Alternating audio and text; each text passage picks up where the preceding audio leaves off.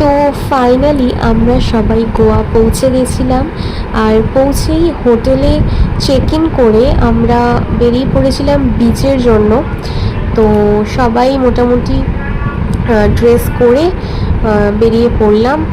আমরা এখন যাচ্ছি হচ্ছে বিচে। আর আমাদের হোটেল থেকে বিচ মাত্র 5 মিনিট ছিল, হেঁটে 5 মিনিট লেগেছিল। তো দুপাশে তো প্রচুর দোকান দেখতে পাচ্ছিলাম আমরা, আর ইচ্ছে করছিল কিছু জামা কিনি, গোয়াতে যে স্পেশাল আই লাভ গোয়া লিখে জামা, বাট ওগুলো খুব একটা পছন্দ হয়নি। কিন্তু তো আমরা ডিসাইড করেছিলাম যে আমরা বিকেলবেলা যখন বেরোবো, সন্ধ্যেবেলা, তখন আমরা কিনবো, যার যা কেনার আছে কিনবো। তো ফাইনালি বিচে আমরা পৌঁছালাম। পৌঁছে তো আমরা সবাই ফটো তুলে নিয়ে আমরা সবাই জলে নেমে গেলাম।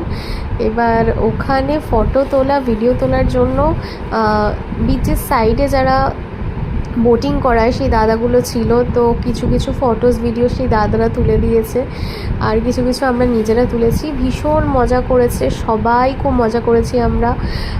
আমার বাবা মা স্পেশালি, আমি ভীষণ হ্যাপি যে বাবা মা মজা করতে পেরেছে।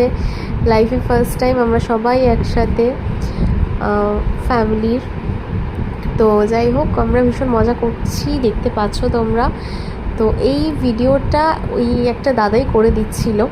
তো ঢেউগুলো আমি বলেছিলাম ঢেউ নিয়ে তুলবে, যাই তোলো। তো যাই হোক, মোটামুটি ভালোই তুলেছে। আর আমরা তো খুব মজা করেছি, অনেকক্ষণ ছিলাম, প্রায় 4 ঘন্টার উপরে ছিলাম আমরা বিচে। তো পুরো ট্যান পড়ে গেছে আমার।